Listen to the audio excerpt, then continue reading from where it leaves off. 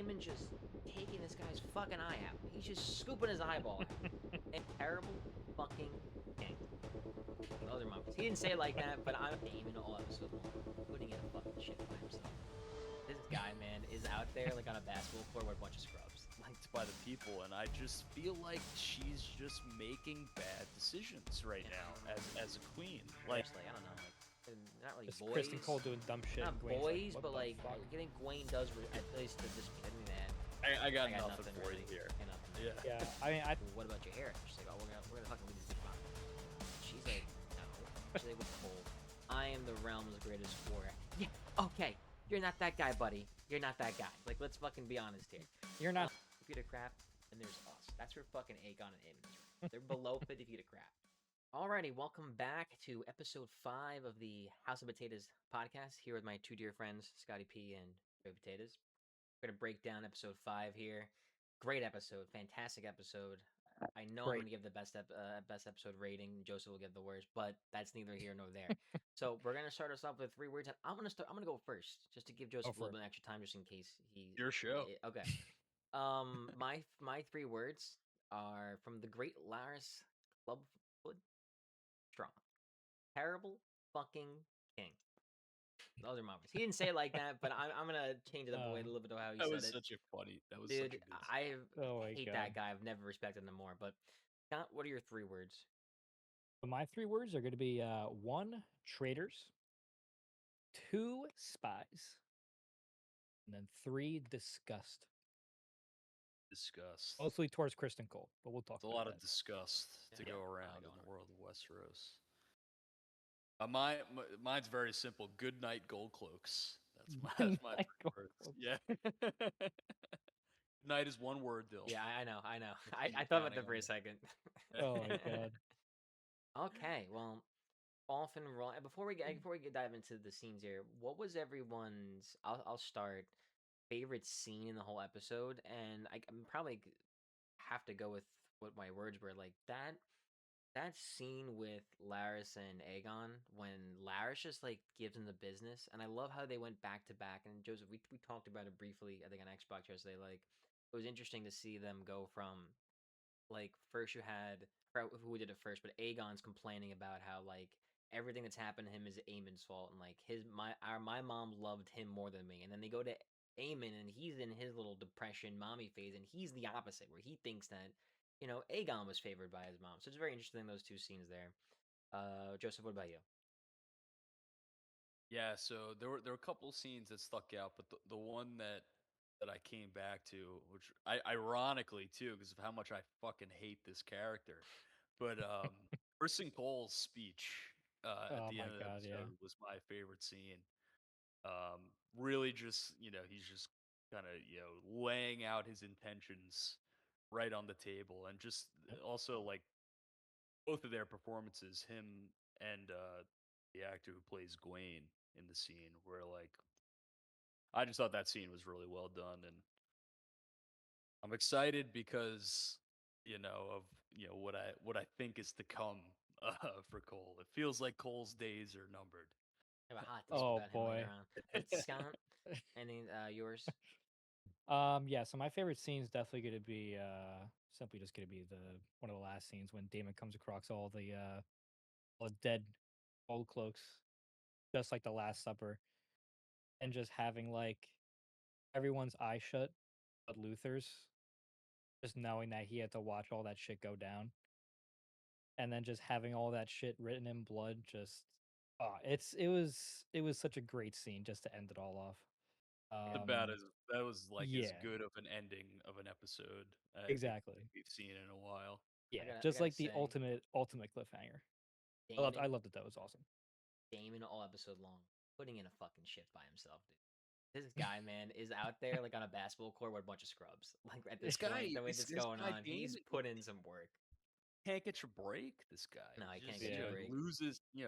Sir Simon gets clipped, and now his gold cloaks. This guy is he's in the struggle right now, Damon. Yeah, I think Oh, he's about hit his peak. Like he's next episode, I think he's gonna do some shit, especially to those fucking spies in King's Landing for the fucking bitch ass high towers. promise I'm not gonna get trashed. So, boys, just a little glass of wine of Riesling. The red wine got to me last week. Got to me big time, but not today. Sure did. Um, Definitely did. lot to break down. 30 scenes. A couple of them were like actually, like said to myself, there were two scenes which I'll say later on. Might have been the quickest scenes I've ever seen in any show or movie in my entire life. Like I I was gonna say they literally went da da da da yeah, da it had da a da. lot of that. So we'll dive into it. The pacing was pretty It like was it was quick. yes, It was pretty especially at the choppy. Yeah, end Yeah. too with that. But we'll get there. So yeah. we get to the first scene. We get to the Rivermen, right? So we have Oscar Tully and the rest of the Riverland soldiers, and you have the Winter Wolves. You were getting a little action with Lord was Roderick Dustin, right?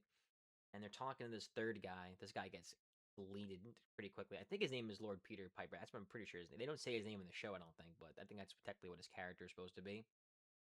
And so coming from last episode, Cole has started his literally guerrilla warfare now. And right before that, we kind of see them kind of Tully and Dustin kind of going back and forth on like what they should do. And Mhm. dude, the Winter Wolves, man, they just want to fucking fight. They just want to Yeah, they fight. they just want the smoke. And Lord Tully smartly is like, we're gonna kind of take a page out of Kristen Cole's playbook, which they do very well and they succeed. They send off the third guy to go have some soldiers on horses ride out the Stony Sept, and he gets clipped, throat slit. Cole and his men attack Egwene. Like I said, guerrilla warfare style. They burn some tents. Um, they skip to a few men in Harrenhal, and quick scene here with Alice, and they stumble upon her, and they're kind of like, who does bitch, right? And Alice is kind of talking to them, and the quote that I loved when they're confronting Alice of saying like, "Oh, we're here for Aemon, the one-eyed, the stabbed eye or something, whatever they call him, something like that, I think." And she says, "There's been a horde of you since the ungrateful queen announced her bounty." So that right there alone, which you already kind of knew because like she was with Daemon, and then Daemon basically said, "Fuck you, you ain't getting shit." So now she's clearly not liking Rhaenyra right now, which is understandable, and I don't blame her. She reminds him of the history of Harrenhal, and then they get scared off by the bats. Yep. Scott, these two scenes, pretty quickish scenes. Not much really Yeah. goes on per se, like you see in terms of a little bit of battle there at the beginning, which is kind of cool. But anything to add there? I mean, I think the first scene was awesome. I think I like to see that Oscar Tully and Lord Roderick, along with Lord Peter Piper, Yeah, all that dialogue between all of them. I feel like it's good to see. I like seeing more of like Oscar Tully too because I think he's pretty cool. screen time Very with the young. boys. Yeah, yeah, yeah. There was a brief debate to go on, but more from this scene, I thought it was pretty smart of like Cole and his men to kind of like ambush them like that, especially with the bridge like down and shit. I thought it was a pretty cool attack. It's been a while since I've been impressed with Crispin Cole over here. Um, but It's the realm's I greatest was, warrior, Scott. I mean, of the Seven Kingdoms. He's definitely Um, one of though. Gotta give him that. He's definitely one of. Self-proclaimed realm's greatest Yeah. warrior. exactly. No, but it was cool to see. And then with Alice and Harrenhal, I think Aemond is like definitely scared, honestly. I think he wants a mother figure, and Alice is like seeing the perfect opportunity to just fucking use that to the best of her abilities. Wherever that's gonna fucking lead to, no idea. We'll probably get What's a fucking mom? pregnant or something. What's a mommy lover? Yeah. That's all I really gotta say about those scenes. But Alice scaring those guys off too was pretty funny. The fucking bats coming out and shit. Joseph. Yeah, I like the Alice scene was really good. I like Yeah. because it seems like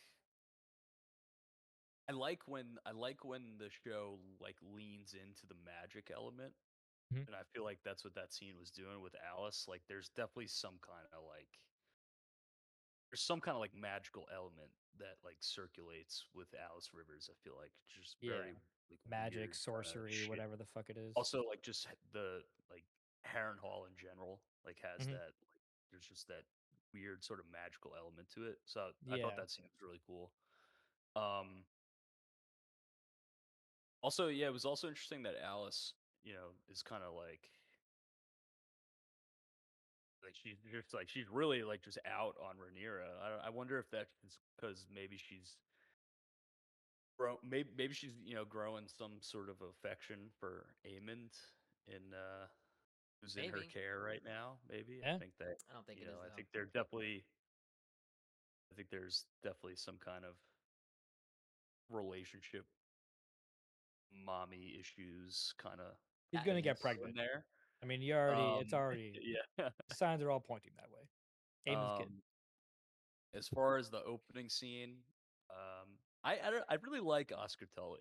Yeah, I That's like him too. I like Yeah, he's he's he's awesome. he's He's a this good kind of a talk prick. about a young just talk about a young kid who just rise into the occasion. You know, he's just taking that leadership role.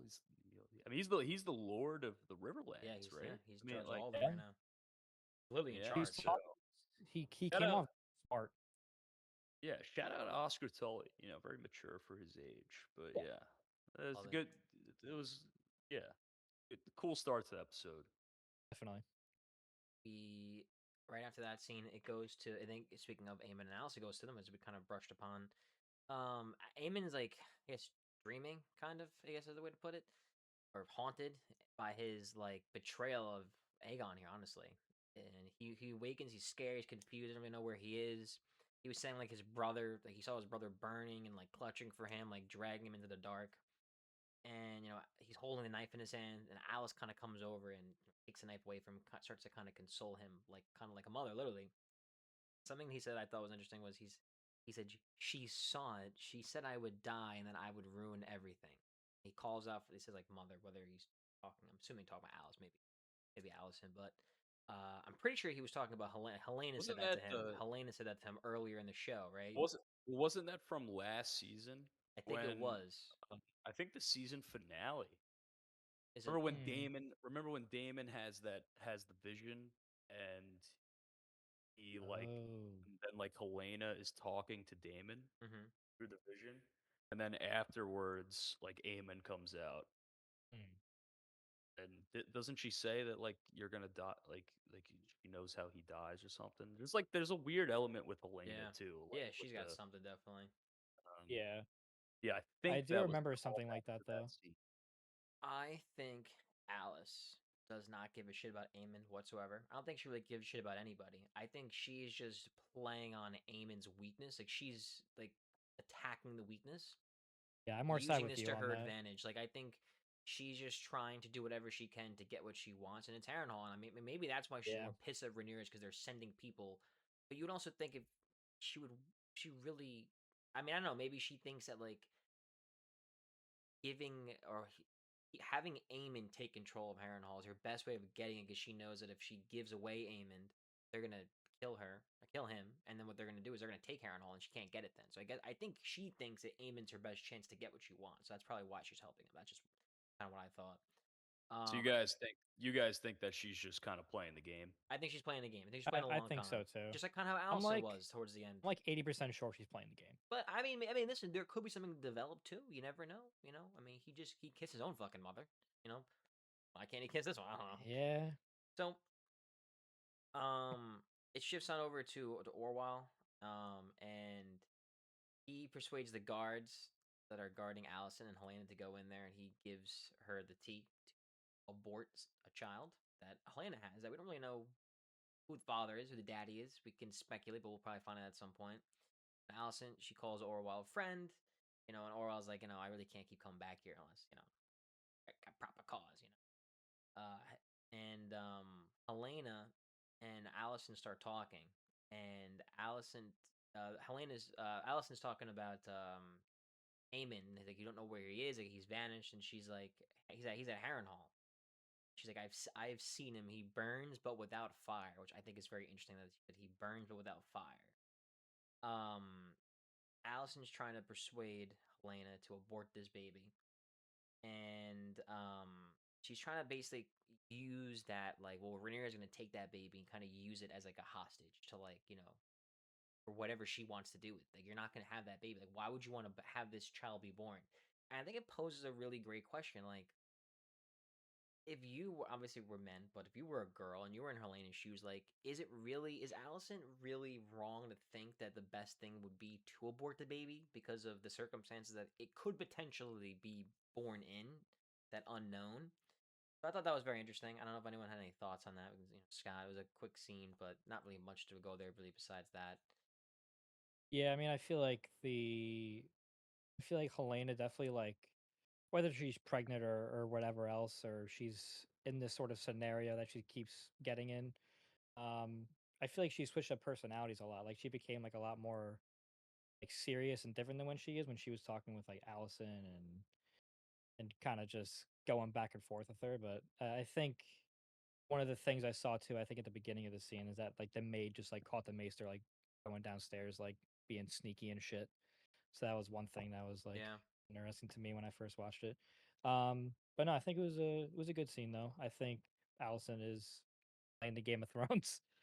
Yeah. I think she's She just is. gonna She's be good at it. yeah, yeah, she's good. So that was my take on that scene. Good scene though. I Joseph? enjoyed it. Well, I think I thought this was a really good scene because I think you can kind of understand both points of view in the context of the situation. Mm-hmm. Like Allison is trying to protect Helena in the sense of like Allison makes a good point. If she bears a son, that's a direct challenge to the throne. Yep. Yeah. Rhaenyra, to where it's perfectly reasonable for Allison to be like, you can't have this child because especially if it's a boy, um, you're gonna have this child, and Rhaenyra's probably gonna have it killed. But also like from Helena, like Helena's like, well, it's like no, like like this is my baby, like, and she's like, I'm gonna be a mother, like I don't want to get rid of the child. So like it's kind of an interesting. Though that was a cool scene because you kind of get where both characters are coming from in that sense. Like I don't think Allison's being like a heartless person. Yeah, I think as fucked up as it is, it's like it's she's just the reality of it. it's just the reality of the fucked up world that is Yep. Westeros. Yep. You know. I This also wanted to throw in too. Elena mentioned that like Damon's at Harrenhal, Damon? and like that Aemond. was Oh, Aemon. no, yeah, Sorry. Aemon. Aemon. Sorry, Yep. Aemon. Mm-hmm. Yeah. I thought that was like what the Sees him. fuck, like Well, that kind of so that well, was that's like what I was saying it before. Like, goes into there's some kind of like yes magical power. element to Helena too, because she seems to know things that nobody else You think it does. relates to like what was Brand's Three-eyed raven. ability? Do you Yeah, think but it's something like he could be other. He could be a wolf and stuff and start doing some weird stuff. Like she doesn't do the same things. yeah? Yeah, I don't know. I If think it's it's something just, like She gives me witch related vibes. to She that sort gives of me more like magic, I don't Alice know. Rivers witch but I kind of vibes. Is like what that. the I vibe she kind of gives me. like how I think it in is cool. the world of Game of Thrones that like there's kind of this ambiguity to the magic. Yeah. Where you kind of like that there's some kind of magical force going on, but you don't really know like why it's happening. Mhm. It's like there's not like it almost feels like there's not like a science behind it. It's just like It's just weird, magic. kind Like of yeah, random. Yeah, that's a good point. This is a very important. I'm gonna go rapid fire here. This is these little two scenes. Uh-huh. Is one quick scene and a huge scene here in the small council meeting. A lot of things being said. Joseph and I were talking a little bit about this last night. So we got Rhaenyra, Captain Price are walking down with Lady Sabitha Frey. So I'm assuming she's the lady, or well, at least someone high up in the Frey Yes. standing, Yes. right? She's upset because she was promised Harrenhal from Jace, right? They, to have the Winter Wolves go across the twins, kind of like we saw Rob Stark, right? Yep. And now she's upset that Rhaenyra is just offering this up to whatever sellsword just kills Aemond, and she's like, "Well, my son's fucking dead, so sorry that whatever deal you had, I guess, just doesn't Yeah. really matter." Which I don't like that from Rhaenyra. That's again just alienating your fucking allies, man. It's not a good move. Like, so you could have given him anything. It didn't have to be Harrenhal. You could have killed Harrenhal and you give him something else, like Yeah. or promised him gold. Yeah, a bunch of other people put it on your fucking credit card. But what do I know? So Rhaenyra like stops, and after Frey says she expects the crown's word to be upheld, and Rhaenyra does not look happy. And then Frey kind of like she kind of backtracks a little bit and was like, "I'll do it. I'll just join the council. No big deal." I don't. Do they say what her role is on the small council? Let me I didn't see. I don't. catch that. I don't think they mention it because like you have the She's Master just of Coin, you some have a kind of Master of advisory Whispers, you have a role. Grand Maester. So master of ships they don't Let's have, see. because Alan could be that, but he's the hand of the king. But I don't think I don't know what I'm missing. Whatever, it's not really that important. But she's on the council, okay? Yeah, I don't think it was said. I just So we watched have it. the small council meeting, and then you have Adam and Bela are there. They're reporting Vagar's whereabouts. That there was some sightings of Vagar at Wendish Town. They don't say anything about Aemon, but they say about Vagar. Many farms have been burned down. You have Manderley sitting there giving Frey the play-by-play of where the fuck everybody is in the middle of this It was this so meeting. And funny. dude, the way Damon looks Like, over that's the at him, bastard. That's the yeah, guy. that's That's the the. whore. Yeah. Like Damon's just like, and he's like, oh, That sorry. was Like funny. Damon side eyes him. So Damon's reporting the attacks on the Gold Cloaks. Right, this is the first two. Yes. He takes a shot at Massaria. Of course, what a shocker. And Yep. she claps back, and then Rhaenyra is again all she cares about is fucking vengeance right now. She's talking. She's her mind's back to Vagar. Yep. And Bayless says that Aemon's been nowhere to be found. Damon's pressing his concerns further. He's all about the Gold Cloaks right now. That's all he cares about. Everyone else can take a back seat. Lee Bottom. Rhaenyra and Daemon are arguing a little bit.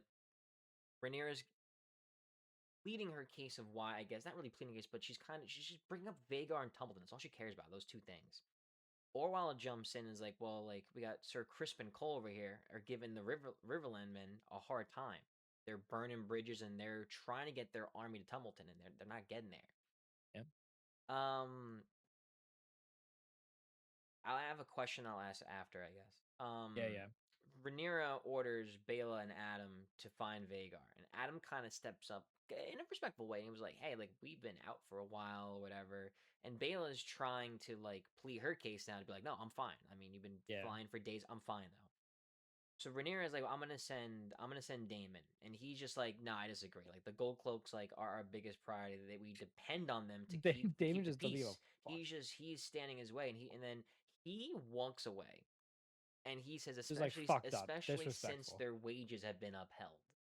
So Rhaenyra goes to him annoyed. Massaria tries to step in. Rhaenyra is like, "Nope, not right now." And then I love a phrase like, "Is it always like this?" And then Lord Manley just like, like I don't know, I guess. Yeah, pretty much. I thought it very telling that in this entire time, only one person didn't say a single word in that entire small council meeting. It was Alan. He was a little too quiet there. Alan didn't say anything the entire. He just sat there the whole time. He said absolutely nothing. True. So Rhaenyra now goes and she's They do have arguing with they do have the cats running the around cats though, are the running red around Yes. because geese. of him, You know, which that's is nice. yeah. I saw that too. I noticed that. Rhaenyra is arguing with Daemon. She runs after him about how he's not listening to her. And Rhaenyra says like that my voice must again compete with yours. A little bit after what she's saying some nonsense. So Daemon says, on the contrary, I have pledged to fulfill your command. Just later, like just the way he said, like just not right now. So Rhaenyra says that Oh. Vagar is her main priority, and Daemon says, like you just want revenge. Like that's why Vagar is your main priority right now. They argue some more, and then Damon says you shouldn't be worried about what others are saying. He says they are more than, and then she says they are more than taunts. They are insults to my sons, a challenge to my legitimacy. And then he says, "You are the queen of dragons. Your strength is your legitimacy." And then the woman comes up, the little handmaiden, whatever, comes up, and she's like, "Oh, Yes. Joffrey's back," and he's just like, "Ugh," just fucking walks away disgusted. A lot happened there.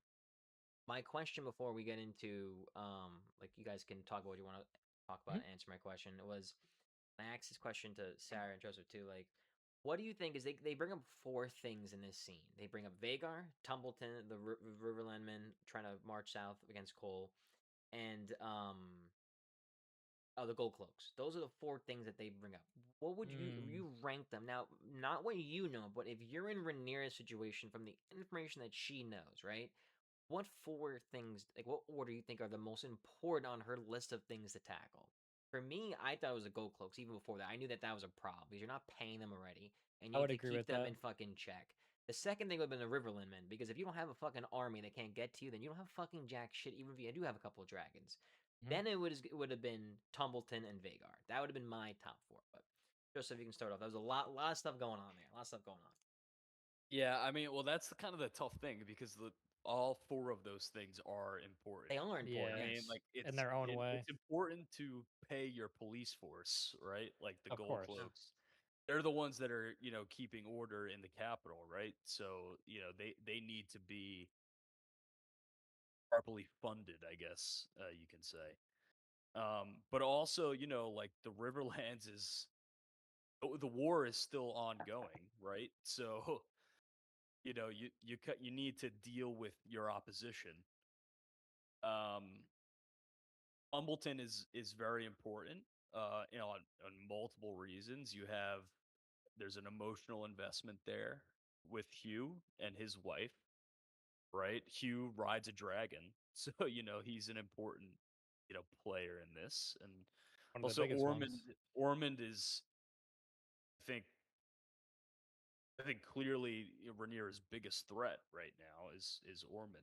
I'm And having a time what forgetting was the last one?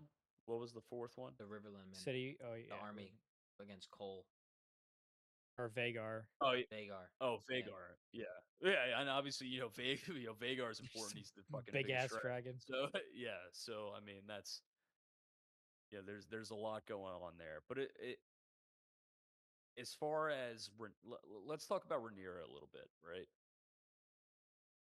Rhaenyra, as you mentioned, Dill, is so concerned with revenge, right?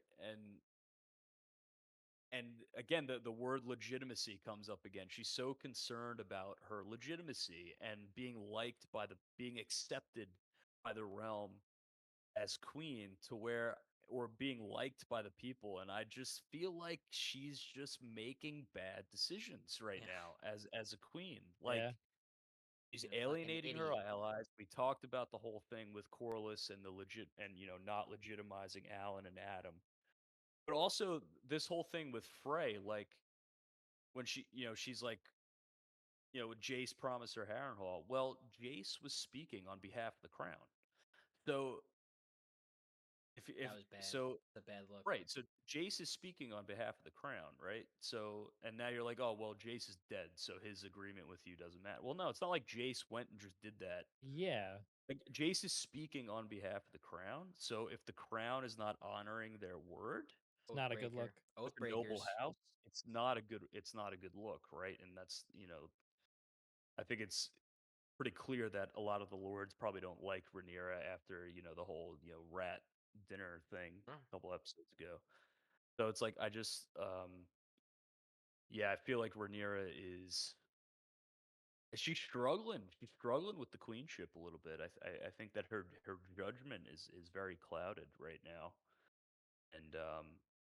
and I think Ormond is using that to his advantage. I mean, as you see, obviously at the end with the death of the glow cloaks. I mean, that's Ormond's scheme. So like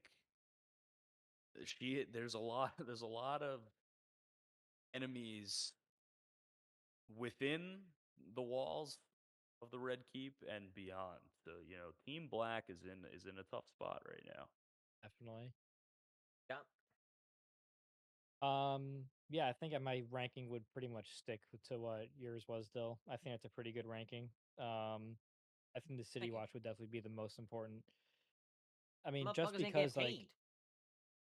yeah, there's that. I mean, it's like if you can't get your City Watch under control and like and just in regards to like Flea Bottom and everything going on with like the murders and stuff of all the gold cloaks, like I think you need to get that under control, obviously, and then paying the City Watch is going to be one of the most important things you can do. If you're not paying your police, you can't fucking defund them or anything like that. That's not going to make any goddamn sense.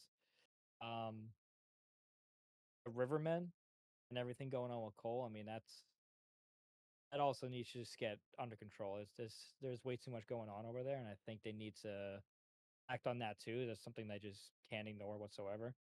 Um, I think Tumbleton is definitely the third most. I mean, it just made. I mean, Orman's there just like chilling, but they have just setting out you and then Orman showing it. Like it's a recipe for disaster. And I don't think it's gonna end too well for the Blacks. I'll just say that. Um, and then the last thing being Vagar. I mean, you got a rogue dragon flying around. I mean, I don't think they don't know They that don't know it's a rogue Vagar is dragon, though. away. That's the thing. Yeah, yeah, yeah. So once they find that out, it might be I don't know. But Vagar flying around, I don't know where fuck the fuck he's gonna show up. He showed up in Tumbleton, that'd be sick. Rivermen, that'd be sick. King's Landing, that'd be fucking crazy. Who knows? been interesting if like I don't know if how it would have happened, but if Rhaena didn't claim sheep stealer and somehow she claimed Vagar, considering that like her mother that was her dragon, just Mm. random thought. But okay, so we ship to Laris and Aegon. They're walking in the woods. They're trying to, well, not we, they, but Aegon trying to leave Rook's Rest. They found out that Vagar was at Wendish Town a couple days prior. Aegon's tired. He's tired of people telling him what he can't do, even though that they're pretty much always right. He's getting tired of getting told what he can and can't do. He says he wants to kill Aemon, and Laris is like, "You don't really have a chance. Like, look at yourself. You're crippled. Like, you're weak. You're injured." Then Aegon just kind of like, "Listen, I'm either gonna kill him or I'm gonna die trying. Like, I don't give a shit. Like something's happening here." Scene just ends abruptly. It goes to Missaria, and it's her first time. I'm pretty sure the first time at least meeting Allison face to face, and with Helena in the background. Missaria knows about the tea. And Allison tries to play it off at first, like, oh, like my daughter's not feeling well. And then she's like, oh, actually, sorry, I'm just pregnant. Like, she didn't really, she tried. Allison tried. Missaria saw right through that fucking shit. It's like a six Yeah, year that old was. who broke the vase in the room, Masari and your knew the dad whole just time. like, Yeah. yeah, you were the only one in the room. Like, I know you broke the vase. Like, there's nothing you can do about it. When Allison takes a drink, I loved how Massaria, I don't know how she would know or just assumption. She's like, is it a lord? Is it a commoner? Or is it both? I think she knows it's Cole. Because it was everyone knew Cole was the Lord Protector for her for a while. I think somehow she knows it. So Massaria asks if she's trying to deceive the queen. And Mm. Allison Yep. reminds her, like, hey, weren't you also her prisoner at some point?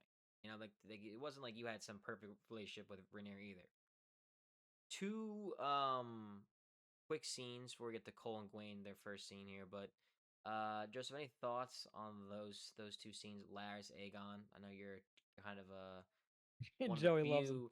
few who are kind of rooting for that Aegon comeback. We don't. We'll I, get more with it later on. We'll hold on. get there.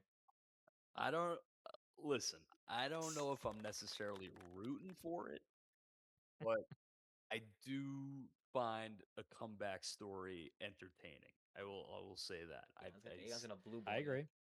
It well, I mean, we talked about how Rhaenyra is consumed by revenge. I mean, Aegon is kind of in a similar boat. True. He's fucking pissed. He wants to kill the He fuck wants out of him. blood. Brother, even if I die in the attempt, he's like all I want to do is kill my brother, and Yeah. also he wants to take the throne back too. So Yeah, of he's course. I it's been I've liked the scenes with Aegon this season, to where like he's just been reduced to this sort crippled, exiled, quote unquote dead king, and it's been fun to see him kind of in the mud out there, kissing dirty boots, Yep. and also I just think that the scenes with Aegon and Laris are just always good. I mean, No, they're awesome. we'll talk about another scene with them that was Oh yeah. that would have been Yeah. my which would have been my second choice probably for favorite scene of the Hmm. episode. But yeah, I mean, Missaria, it's interesting. It, that scene with her and Allison is interesting because it's like the roles have been reversed to where Mm.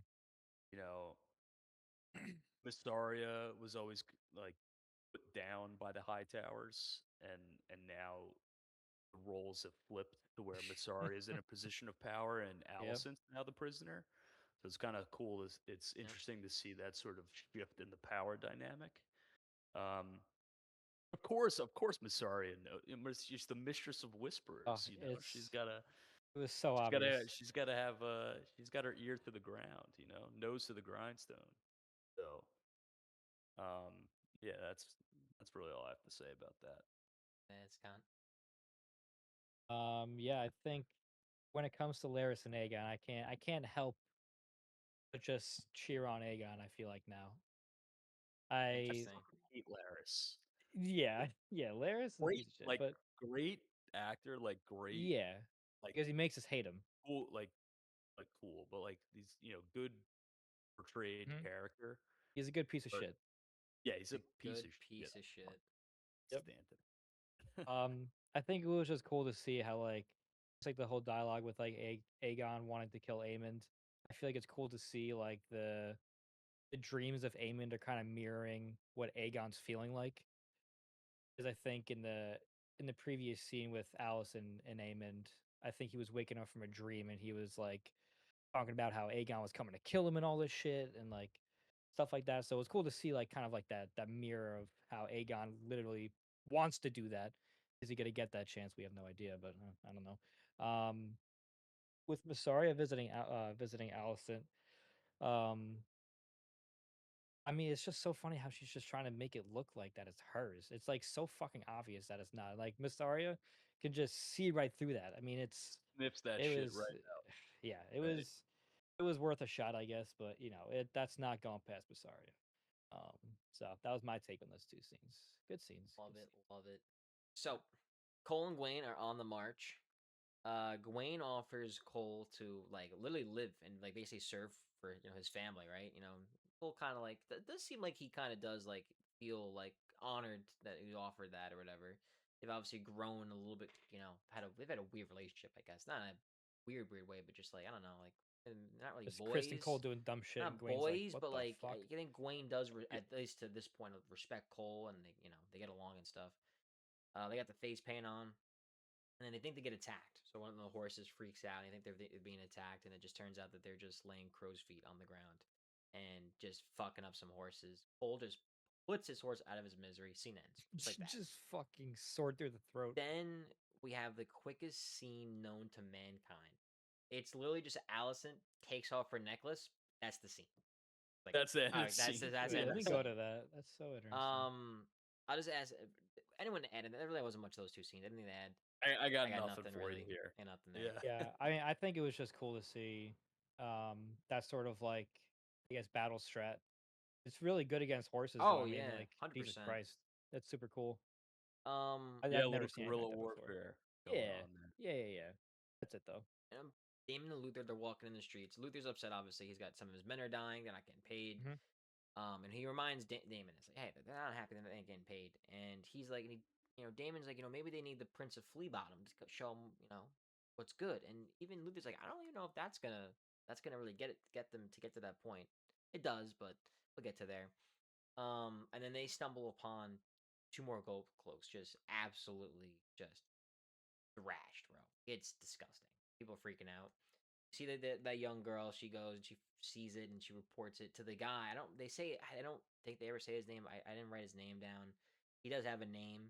Um, he was there when Allison and Helena a couple seasons ago were telling those guys to stand down. He was like up there, and you could tell he was upset. But he was wearing the green high tower, so he's a high tower loyalist, right? So he's the guy right now that's inside who's running the show.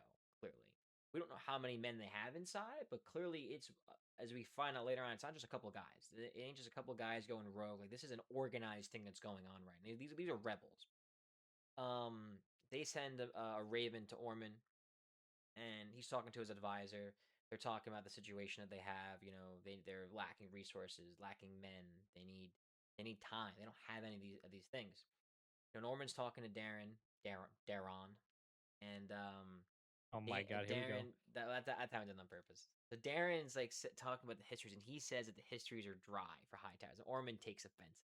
You could tell that like Darren is fascinated by the Targaryens. Like he's fascinated by that kind of culture, and he's kind of torn right now between like the High Towers who really raised him, and like he knows his ancestry. He knows he knows what his father was. His father was a king, was a Targaryen, rode a dragon. Like he has a dragon. He's kind of in that like limbo stage right now, as he's getting actively manipulated right now by Ormond. Ormond kind of tells him like, tell me about what you're learning about, and then he was surprised that he didn't bring up the I don't think they've ever mentioned the yellow toad of Dorne. I love the whole little story though. They go into the whole story about how she didn't bend the knee. We did know that we knew that Dorne didn't bend the knee, but we didn't really know exactly how. That story was really cool. he's basically saying how he's fond of her because she was the only one to not bend the knee in Westeros to the Targaryens, right? And we could use that as a lesson. And he calls them savages, Targaryen. He says that they're all they have is strength. They're dragons. Without them, they're nothing. They're not better than us as like we're superior to them as individuals, right? And then they're playing that game chess, It got looks chess like or chess. whatever, Looks like right? Yeah, chess. Yeah, And some sort Westeros. of variation. Darren, when Yeah. he realizes that he won, was like, "Oh, I was lucky that didn't," and Ormond loses his shit. It was like, "What the fuck are you apologizing? Winning? Like, Reminds me what's when I lose wrong with at you?" chess. Like, nah, But he's also I do the pissed. same thing. He's pissed that he he's lost. pissed that he lost, but Yeah. I think he's actually Yeah. more pissed that he won Like a and duality to it. didn't he tried to hide it or something and make it not be a It thing. was like a Like, very 'cause I risky think move, it seemed like. I don't know. I mean, maybe, but I think he's trying to get Darren to be like him. Like he wants Darren to be Yes. vicious and Well, and yeah, not like a fucking pussy. To be honest with you, he Yeah. wants him to but be it's Yeah. the the bad guy. He's the puppet master. He's trying to. it's the abusive Yeah, undertones again Yes. yeah, that are Yes. it's shown manipulative. in the scene where Darren wins the game and his first reaction immediately is to apologize because Yeah, he knows that Ormond's gonna get gonna mad get pissed. Yeah, Yeah. Just and he doesn't want to anger his abuser. But then Ormond is never apologize for victory. yeah. Where it's just I just find their dynamics fascinating. It's so uncomfortable, you know, it is. very chilling when they're together.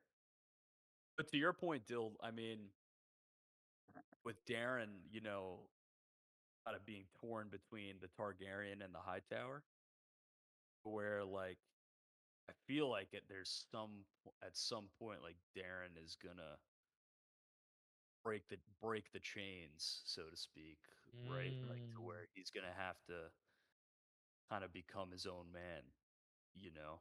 One way or the other. So Yeah. I think what's gonna end up happening, along the road, Allison's gonna kind of get towards Rhaenyra's side, and Ormond's gonna kind of play his mom against him. Mm. You have to choose between Mm. mom and Ormond. But Scott, Interesting. anything to add on these two scenes? No, I mean it was a pretty nasty scene seeing the gold cloak's intestines just all over the floor and just I was like, oh, holy shit, that's Fucked up. ugly. But no, I mean I think it was just pretty much just showing the people and the rebels that are doing all this shit to the gold cloaks are directly talking to Mr. Ormond Yeah. Hightower. I got the note on here: gold's blood spilled, remarked in the tally. The account lies open. Is the note that Ormond opened. Yeah. So he's just constantly getting updates, and I'm assuming Ormond's just sending Mm-hmm. them back, continue, whatever. Um, so just super interesting. And then that that whole scene with fucking Ormond and Darren, it just it reminded me of when I fucking lose at chess because I'll get so fucking pissed the second you do anything and then you fucking lose, especially in a move that it seemed like Darren was trying to do. I guess it was just a kind of crazy move, and then it's just God fucking damn it. Um, but yeah, no, I mean great scene again. Ormond's the puppet master, Darren's the puppet. It's just a very abusive relationship, just like Joe said. Good scene though. I love seeing Ormond. The actor, I forget his name. He is awesome. He's playing him. James Norton, I think is Yeah, his name. James Norton. That sounds familiar. He's playing him very, very well. I feel like. I think every single scene he's acting like a very James specific Franco. way to portray James Franco. No, it's the way he portrays Ormond. I very, very much enjoy. It's always a pleasure watching him on the screen. Like Don Cheadle would have played a good character. I Don She. I digress. That's Hel- such a He random says, pull. "I digress." Don He Hel- says Cheadle. the most Helena, wild. Helena, Grown. we're shifting. Helena is playing with her daughter Jahira, Jahira, and tells her to not touch. I saw this online. I didn't catch this at myself. She tells her to not touch that caterpillar, and she says it because she could die. Apparently, earlier in the show, I think Helena did touch a caterpillar or something, and she didn't die. like someone's theory was that like she's gonna use the caterpillar to like kill somebody or something like that, which I find very hard to believe considering how we know Helene is. I just saw it online, just nothing to do with me, so I don't know anything to that. I just feel like it's weird. Like it's just like a weird. Like why would that scene be in there? Like why even bring that up if it has nothing? Like that's what Game of Thrones and House of Dragon does though. They have these random ass scenes, and you're like, you makes you think initially like of nothing of it, but then in 9 episodes later, it comes into play somehow. But we'll see. Mhm. Allison is trying to convince Helena to escape with her tonight, and she's like, "Oh, Helena's like, well, what about your hair?" And she's like, "Oh, we're gonna fucking leave this bitch behind." And she's like, "No." She's like, "Well, Crazy. like, So fucking crazy. like, if we take her, she could call out. Like, it's a long road ahead of us. Like, she wouldn't be safe. Like, we should leave her here. Like, she'll be tended to. She won't be harmed." It's like, okay, your ex friend just chopped your daddy's head off. So like, clearly she's showing, and her sicko freaking husband slash uncle murdered the other child. So like, it's Mhm. clearly not out of the realm of possibility that something like that could happen. Yeah. And then Helena even calls her out for like lying.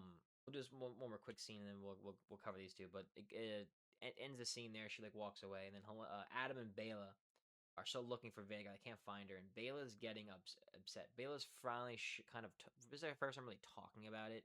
She's like, Rhaenyra won't look at me. She's upset with me. You know, Adam's trying to get her to, like, let's just leave. Let's rest. We need to eat. We need to like refuel basically, right? And Bela's like, I could have been the queen, and she's right. She could have been the queen, but she's like basically saying like, I regret the decision that I made. I was trying to be a hero. I was trying to end a battle. I was trying to make something happen when you didn't even need to do that. And then she's getting upset further because she's like, I'm gonna end up marrying some fat rich lord from Pike or whatever. And then Adam's like, I'll come Is and I'll she? rescue you, and we'll fly off to exile. So you can clearly see there's some kind of connection brewing there. From, I said earlier, Alan and Bela. I was close. I was close on the brother. So Adam and Bela are starting to get kind of close, which would be very interesting kind of a relationship. I even posed a question to Sarah. I was like, I could see, later on in the show, like, God willing, Bela actually survives. Like, there could be a path for her to be queen again. Like, if she got back in Rhaenyra's graces, like, she could be betrothed to Joffrey, who's now Mm. the next in line. Like, that is a possibility. Like, right now, the future queen, you never really know. So that scene ends. I think they're about a bone. Scott, anything to add with these two scenes? Um, Not too much. I feel like Helena is like realizing how much Allison actually lies to her. Yeah. Um, because I think like the very ending part of that scene, Helena just stares at Allison for a few seconds and just like, look away when you lie. And she's just like she just realizes how much she's actually lying to her and like backtracking how many times she like looked away from her. I don't know. I think that was like a cool thing to add, I guess. Um, and then seeing Adam and Bela are really cool. And I think the scene I think that started it was again just like the cinematography of it, where like Adam is standing in like a giant dragon footprint. I thought that was really cool. That was cool. Um, and Orange Town's then fucked up. yeah, also too, I feel like Bela also kind of sees herself as a victor in a way. Some of the wording she was using, I guess, when she was talking about the whole situation, and now the queen won't even look at her. So she's kind of in like a whole, I guess, situation going on in her head about, was that the right thing? Like, what the fuck happened? Like all this other stuff. And then yeah, just Adam and Bela relationship. Oh boy, who knows? Some Yep. Joseph. Yeah, it's like Bela's like playing the field a little bit. It looks like she's like because it kind of looks like maybe there's some sparks between her and Alan now. Like this episode, it's like Oh maybe there's yeah. some sparks between her and Adam. Um, Could be all three. but I really like I really could be all three. Yeah, I I mean, mean it's Game of Thrones. It could this be is Eiffel Game Tower in a couple of Thrones. episodes. Who knows? Jesus Christ. Um, I Uh, really like the scene with Allison and Helena because I think that scene really highlights the kind of hopelessness of their situation. Um, where Allison's like, we can escape, we can get out of here. but you gotta leave Jaehaera behind. And Helena's like, well, I'm just gonna fucking leave my daughter behind. I'm just not Like, gonna do that. what's wrong with you, mom? Um, but also like Helena like kind of she kind of knows like that her situation is hopeless, and like she calls Allison out. She's like, you're lying. Like, do you like basically like do you really believe that like Rhaenyra like would care for my daughter? Like, and Allison, I feel like Allison knows that their situation is hopeless, but she's trying to like be positive. She's trying to show some hope, and she's trying to protect Helena, but it it doesn't look good. It just doesn't look good. Doesn't look good for No. Allison and Helena. But I really like that scene. GG. Um, GG. we go to Aemond. You know, he's like dreaming of Vagar, and Yep. like Alice tells him like she's gone, and he's like doesn't really believe it at first, and it is kind of a fair question. Aemond he asks like, "Am I a prisoner here? Like what's going on here?" She doesn't answer, and he starts to whine. You know, he says like, "Oh, he's nothing without Vagar." You know, Aemon's was reminded that Rhaenyra's on the throne, and he like thought he thought he dreamt that. He didn't actually believe that in the moment when he was first told earlier on. And you know, he was like asking for Aegon. He's like telling her like how you know Aegon was like tormenting. Aegon did torment him as a child. He did. Aegon really was not a good brother at all when they were children, which is you No. know kids, but you know he kind of says you know Allison, you know she sided with Aegon more. She showed more affection towards him, which is kind of why at least he feels that way. Hence why he got the mommy issues. Um, and Alice is continuing this mother grind here, right? Just trying to just like feed off of that, and she even says to Aemon like the child that grieves her is the one mother loves best. And when Aemon says like who are you, her response is one that has been grieved, which I think telling of something. I don't know what it is really, but Mm. like clearly like something's going on there in that situation. But the question I wrote in all caps was who is this bitch? Literally, who is this bitch, bro? Like it's crazy. And speaking of, it goes right to Laris and Aegon, and they're continuing this walk towards Wendish Town, you know, and Aegon's whining, Fantastic scene. and you know, Great scene. he's whining about he's got no advantages like Aemon. How everything happened, you know, is his fault. You know, he's complaining nonstop that oh, Allison loved him more than me. You know, the opposite of what Aemon was just saying in the last scene, right? And then Laris fucking claps back, and I loved it. He reminds him like he was given the finest soldiers that teach him, you know, with the sword, finest like scholars to learn from, and you know he says these two little clips here quotes. He says flying drunk into a battle to which you were not invited, you've done nothing but whinge and self-flatulate with a tenacity I find astonishing. He goes on and on a little bit more, and then he says, but instead you trampled your birthright in the mud, you lazed, reveling in mediocrity, fucking anything in sight, and drinking yourself into oblivion with your sycophantic friends. I will tell you the truth. You were a terrible king. But worse than that, you are a terrible man. And then Laris Clubfoot fucking walks away. And that's the fucking scene. I mean, just what a scene, what a moment. It was Not many peak. for good for Irony there Laris. too. I mean, how often can you say a guy who's jerking off to a woman's feet, a guy who's killing his brother and dad in a fire, scheming around? How often can you say that? I love that guy in that moment right You get the and you get the Laris has the nerve to call anybody a bad human. there. Yeah, Like literally, literally. Yeah. literally. Brother. Fucking But he's hypocrite. kind of right about like everything else though. He That was it's honest. He Straight up is honest. right. like I I have mean a Everything was everything a he says fact. about Aegon is true. Yeah. before we get into, or you do it before or after. My question I pose is, who do you, and maybe it's neither of them. Who do you think is right though? Like, who do you think Allison really favored more? Like, who do you think has more of a right to bitch and moan? Like, Aemon or Aegon? Because personally, I do feel like Aemon as a child got the short straw. He was bullied by Aegon, and Allison definitely showed Aegon more affection because he was the guy that they wanted to make the king, because he was the oldest. It wasn't anything personal, really. Like, I don't think. I do think Allison probably. She says it whether she's telling the truth or not. Like, she knows that Oh, Aemon it's a new one. that Aemon was a better fighter. He's a little bit smarter. He spoke Valyrian like quicker. He picked it up. He's just, Aemon kind of just went a little bit crazy by the way his environment really influenced him, right? So I do think Aemon got the shorter straw from the two of them, but I do think that they're both have there's reasons against them too. They both did things that didn't help their cause to lead them to where they are right now. They're at the there's they say in Moneyball, like, good teams, rich teams, the average teams, 50 feet of crap, and there's us. That's where fucking Aegon and Aemon is right. They're below 50 feet of crap. So that's my random question on top of whatever you guys thought on these two scenes. Joseph, you can start us off. I would say that I think, I mean, Laris is right about pretty much everything he says about Aegon in Yep. that scene.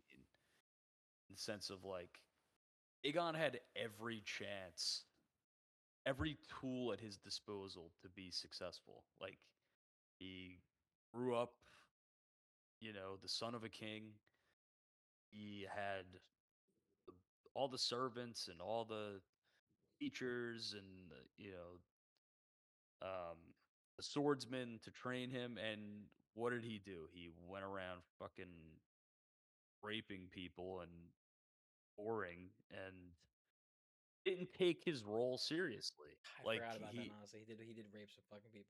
Straight up, Yeah. yeah, I mean, like crazy. he never bothered to learn High Valyrian, right? I think so. Like he had all the tools at his disposal, and he just squandered them all because he's just a petulant little boy. And Oh, bitch. yeah, and like Literally. Aemon, I mean, like, obviously Aemon lost his eye when he was a kid. He was kind of, you know, Aemon's another one though. Like, I fucking hate Aemon. I mean, he's He's also just he's a piece of shit. he's just like, you're just a scared little boy who feels empowered because you have the biggest dragon. Yep.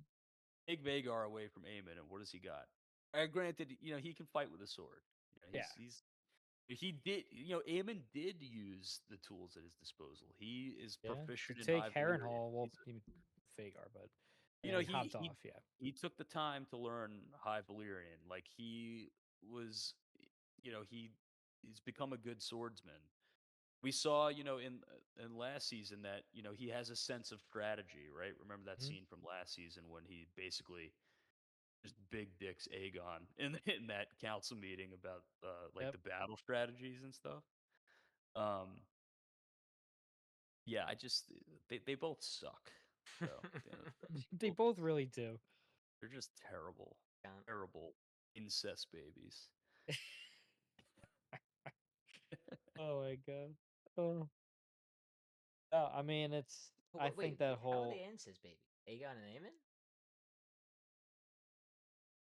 It's Allison and Oh, no, Daenerys I aren't guess incest. not. I guess you're right. Well, Yeah. Daemon and Rhaenyra.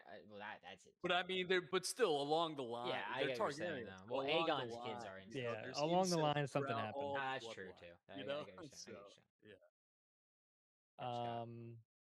No, I feel like that scene was just fucking awesome with Laris and Aegon. He was, you know, just like Eminem fucking rap battle. He's just spitting straight fucking facts. Should have put a beat on the background for fucking Laris so we can fucking rap battle his Nah, bro, fucking ass. cut the beat. I go a cappella. Yeah, exactly. No, but like him spitting facts was awesome. I mean, I don't gotta repeat everything you guys said, but he was just straight up honest, spitting facts. It was a fucking awesome scene. Just seeing Aegon just get fucking roasted. Couldn't say anything Aegon, because all of like, it was he has true. nothing to say, right? Like, Yeah, because all he knew kind all of it was true. realizes that, like, yeah, like, it's fuck you, Laris, but like, you're kind of right, Yeah, you yeah. know? Oh, definitely. And again, I think Alice is just straight up manipulating Aemond. Um, I think she's trying to show the similarities between her and Aemon by saying, like, one that has been grieved. I think she's just trying to show the similarities between her and Aemon, and again, just manipulating him. In my eyes, at least, I think she's manipulating him. But yeah, great scenes. So go to Damon and Rhaenyra. Dude, Damon laughing his ass off when he sees Rhaenyra just chilling there. I just find that so funny. I find that so funny, and they're discussing their situation. Uh, and they're discussing in Valerian, which is very smart because they're Yes. onto the seven right now. They're being weary of the faith right this second, Yeah, there's people walking and around. Damon is explaining we got some more depths with the gold depths with the gold cloaks. That's what's happening. You know, they think that the enemy is like within them, like in their whether it be in their walls, like of the Red Keep, and or out their city. Damon, he thinks that there's one mind at play here, which is Orman. He's the one that's really kind of maneuvering everything right now. A lot of the small parts that are in play here, but all under like one mind that's guiding them, little maneuvers, right? And Rhaenyra's upset, continuing to be upset that the Septon won't accept her. He keeps bringing this up, and Damon's just Always comes back to it. we're like gods. Like we don't need them. We don't need they don't need their approval. And Damon and even says because she's like going on about all these people who were challenging her basically, and she's like, "Did you imagine?" He said, "Did you imagine there would be no dispute?" He's like either way he's saying it like a glorious ascension, a populace united, always summer and never snow. Like he's just like, and he's like right to talk to her like that. He's like, why is she acting this way? He reminds her My like boy's spitting facts. He's he Yeah. is spitting spitting facts. facts out here. He reminds her like you're a woman. Like there's gonna always be a challenge. There's always be people who are gonna oppose you and want you to go on that downfall. And Rhaenyra starts asking great questions. She's like, where is Aemon? Where is Aegon? What's going on in Templeton? Where's our gold? There's something that's brewing here. A lot of question marks. A lot of question marks. Damon's trying to persuade her like that this is they're only men. We're not fighting ghosts ghouls and goblins here. This is all the men that we can take them. And this freaking thing from Rhaenyra after he says that, and she's like, "Why can't you find them then?" She says, why Mm. can't you find them?" And then in Valerian, she's like, "You are Daemon Targaryen, the bold and cunning, the subject of 1,000 adultery songs, and here you stand, outdone." And Daemon just kind of like that. Okay. I'm not sure if you guys have seen How I Met Your Mother, but when Barney Stinson's like challenge accepted, that's what Damon said right there. He's like, okay, What the fuck? fine, What the fuck have you done, which Rhaenyra? is true, which Like, is true. But he chose. You're like, okay, fine. You know what? He walks away and he says, "You are more than this," which is the truth. She really is more than this. Mhm. Um, and then just quick before we will break it here, Cole and Gwaine they're continuing on foot in the woods. Wayne is just letting Cole know like there's some desertion talk going on here. And Cole just kind of ignores it, and they're like, let's just continue on. Any thoughts on these two scenes here, Scott? With the really Cole and really not much there, but Damon and Rhaenyra have a nice little kind of conversation there. I wouldn't say nice for us, nice, but for them not so nice. Typical Damon Rhaenyra argument. But what do you think? Yeah. I think it was cool to go into High Valyrian like that. It's definitely useful when you're in Love like it. a place like the High Septum when there's like people walking around, sitting down, getting up, doing whatever, saying their prayers. It's good to have that in their disposal. Um, I thought it was hilarious that it just started off with Damon just laughing at the fact that they're just there right now. And that Rhaenyra's just chilling the septum. Like, bitch, like you don't need any more validation. Like, stop getting on this high horse about needing validation. You got dragons, you got the power, you have the validation for yourself. The Targaryens are gods, you know. You got to be suck it the fuck up. Like, what are you doing?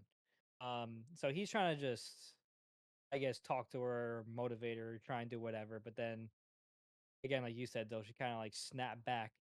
It was just like, what the fuck, like, are you doing within, like Joey said, going into High Valyrian and say, like, you are Daemon Targaryen, like get your shit done. Like it's been going on for too long, I think. I think Rhaenyra definitely needs him and she's like, "Can you like get this the fuck done so I can like send you somewhere to do some shit?"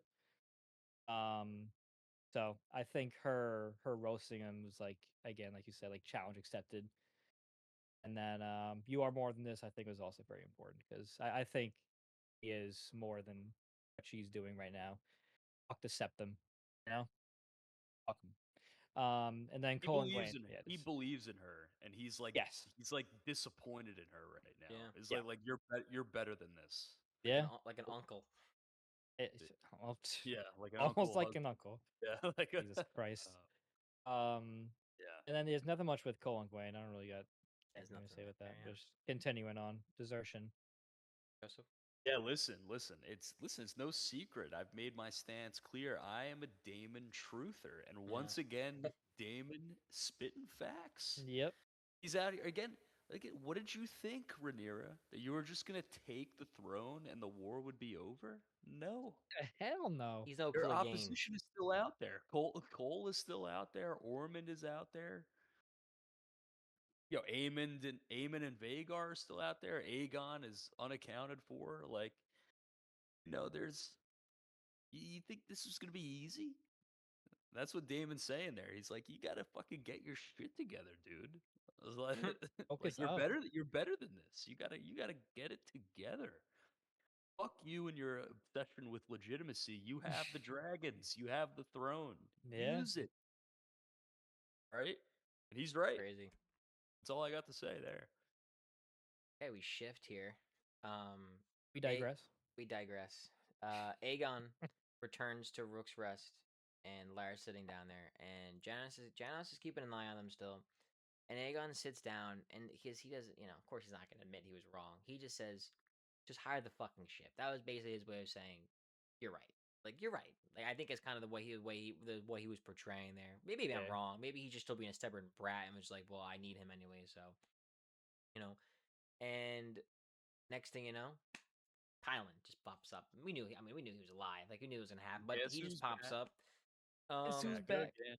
So quick scene there, nothing crazy there. Allison and Helena try to escape. Right, they use that handmaiden to gives her the necklace, right? Allison had no intention of bringing Sarah. Like when she popped out, she goes, "Oh, where's your hair?" She's like, "Oh, someone else is gonna go and meet us and bring her." That was not true. She's lying. No. There was no intention. Masara catches them, and she's like, "You think I wasn't gonna find out? Like, you think I didn't know this is happening?" So Masara finds out like Helena's pregnant, and she's gonna tell Rhaenyra what happens. And Allison reminds her that like, you're the White Worm. Like I heard you used to play both sides. Like that was your whole thing here. If you don't tell Rhaenyra, you'll gain some favor with the High Towers. And at first, Masara is a little like turned off, like I'm fucking fuck you, the High Towers, you scum. And then she's like, well, then you got Helena in the corner. She's like, I want to go see the moon. Like, I want to go outside. It's like, what the fuck are you talking about? Like, why does she say these weird things in the most awkward situations? What she said was, I want to go out, was what she said at first. And then she's like, I want to go see the moon. Yeah. So It's just like, all right, not the time. you can tell, though, Masari is starting to lose, I think, a little bit of faith in Rhaenyra. Just a little bit. She's starting to lose it because she's Yeah. like, I think she was a little annoyed that like Rhaenyra walked right by her. She's seeing Daemon kind of like has taken back his spot like as her right hand man there, right? And even Alice says like there's only two sides to a coin. There ain't three. Like she's basically saying you're the third wheel bitch. And she's like, if you don't tell anybody, you'll gain a favor with us, right? And you see Miss Arya is really she's got this Varys vibe right now, this Varys Tyrion Mm. vibe, and it's for two things. A, because Varys kind of plays what he thinks is best for the run, but he kind of does play a little bit of both sides a little bit there. But I'm not saying it's gonna happen, but like Varys and Tyrion saw this Daenerys like go from this merciful queen to destructive, and you can almost see Ruthless. Rhaenyra starting to get to that point, and almost kind of like, are people gonna start turning on her? Like you see, Ulf is starting to get turned off right now. Hugh might be on that path soon. Like people are gonna start turning on her because she's fucking annihilating all of them. So not good stuff there. Um, and then the quickest scene known to man fucking kind. Back to back scenes, and we'll talk about it. But Rhaenyra goes to Joffrey. She sees him asleep. Oh, okay. Scene ends just like that. She just goes to see him. Yeah. Scene's over. And then you All got right, my son's back. Sun's Good. battle, Hence, awesome. That's Cole, it. Cole and his army continue on, and we see Gawain get bit by a leech. I really hope that it's not like a small, subtle signs, and he's gonna like die of some like illness or some shit like that. He should be fine, but you never know. But they clearly make it obvious, like maybe it's just part of the whole gimmick of like they're in the shit right now. They're in the mud. Like, They're they're just fucking they're in in the the mud in the they're in woods. the shit right now. And so there's a couple quick again. There's like four quick scenes there, right? So we'll dive into those. Like you got Aegon going back to Rook's Rest, and Talon shows up. Allison and Helene try to escape. They're talking and trying to convince Missandei to stop. And then two quick ass scenes with Rhaenyra seeing Joffrey asleep, and then Cole and his army continuing on. Joseph, anything to add on any of those four scenes right there? Yeah, so the only scene that I really have anything to say about is Tyland's return. Um, First of all, glad to see Thailand back, just in the sense of um, Thailand. Thailand's like he has a decent role to play in the book, so I'm glad to see that maybe that role can still be fulfilled, and they didn't just kill him off Yep. in the Battle of the Gullet. But also, I think Thailand's return is a big problem for Laris. I feel like because Laris is he's kind of been he's been the only one with Aegon. He's kind of trying to impose his will Manipulate him in different kind kind of of way. way. Yeah, but now he has another player to contend with now with Thailand as because they they disagree on what should be done. Thailand's like we could take him back to Astley Rock, and Laris is like, well, of course you want to get the king in with the Lannisters, like. So there's kind of I feel like there's kind of a power struggle going on there. Hmm. But Let it all happen. yeah, good to see Thailand back. As far as the other scenes, I don't Yeah, really it's have much nothing to really say much to about. say about They're this one. just kind of quick. Yeah. Yeah. Anything to add, Scott? Um. Yeah, no, I think it was just you guys pretty much just hit the nail on pretty much all those scenes very quick. But I think the cool thing for me was just the Massaria catching Allison and Helena trying to do their shit with escaping and getting out. Trying to just pretty much just escape from the blacks. The I Bears. think it was. Excuse me. I said the Bears. Sorry. The bears. Um, what was I gonna say? So Allison just offering up like an alliance with the High Towers. I think Massaria. I think it's just foreshadowing that Massaria is going to play a little bit of like a Varys role and kind of like play a little bit of both sides. But that's about it for me from those three or four scenes. So we can continue. Awesome. So I digress. We got We some digress. more. We got some. Dude, when I saw those cell swords like climbing that mountain, I was like, "What the fuck is I was going to talk going about that. on right I know. now?" I I was was like, so confused, and I'm like, "Oh, they're at Harrenhal." I was like, is it supposed to be a known thing that like you have to climb to get to Harrenhal? Is that like a thing? I guess. But I mean, I think obviously they're just trying to get in sneakily. I mean, which okay, fair enough. Because I mean, obviously Daemon and Aegon have dragons, so they could go anywhere. But I still is Yeah. interesting. But they Also, come scaling in. with Rhaenyra, no rope is Rhaenyra's scaling with no she's rope just is crazy. trying everything to Yeah, assassinate they're Aemon, trying to get this fucker. right? Yeah. So Alice meets him out there, and she's like, he ain't here. He ain't here. And she's talking a little bit of smack. I don't know if she knew Aemon was gonna come. I don't know. But they start to one of them tries to pretty much just, rape her and kill her. And Aemon comes out and kills all four of them. It was pretty badass, honestly. And especially for a guy who's crippled Fucking right now. dismantles. He really, yeah, he fucks him up. And quick scene, a lot of quick scenes in this. And then we go to, as Joseph was just kind of talking about it. I just had one little thing I had, but I was Laris and Tylen. They're arguing about where to take Aegon, right? And Laris like we should take him across the narrow sea. Hide him, protect him. And Laris is like we can give him a steady life. And Tylen's like, well, like he's the fucking king, dude. I mean, he's not, but like he's the king. Yeah. Tylen wants to take Aegon to Lannisport, and she goes, "We can guard him." And honestly, I think that's the best thing for Aegon. Which makes It sense, does make right? sense. It's a good plan That's a actually. It good really is a strategy. good plan. Like let's take him back there. Let's guard him. Let's summon whatever allies that we have. Let's regroup. It's actually a really good idea. He's like he has some cell swords on again some cheap ones, but he's got some protection like they have. That's a Hmm. good solid plan. And he's like, if we take him across the narrow sea, like there's storms. He says there's monkeys. I don't know why specifically he says monkeys, but people I could don't come and know. kill us. Like it's like, and the pirates. Obviously, he's a little biased, I think, because of just what happened. He's got someone tried to kill him with pirates, so I understand Yeah. he's a little biased with that. And Larry's like, "Oh, you're trying to take advantage of the situation, like as Joey mentioned, having my castle rock, the new seat of the king." And Janos comes over, and he finds the crown. And I love how he's like, "Gregor, is it?" And then Aegon fucks him and is like, Flips him. "You may call me your grace." I thought was badass. So that was a cool, Crazy. cool scene. Aegon comeback. Very, very, very cool scene. And Joseph kind of brushed upon it. I don't know if you have anything to add for. If anything Scott has anything to add on those two scenes. I'll jump in. I Yeah. think just going off that, like I what I was saying before, like I think Laris, like because Thailand, like that makes sense. Like take him to Castle Rock, like he can be protected there. Yeah. But Laris doesn't want to do that because I think he doesn't want to lose influence. Yeah. 100%. Right? So hundred like percent. Yeah. it's a power thing.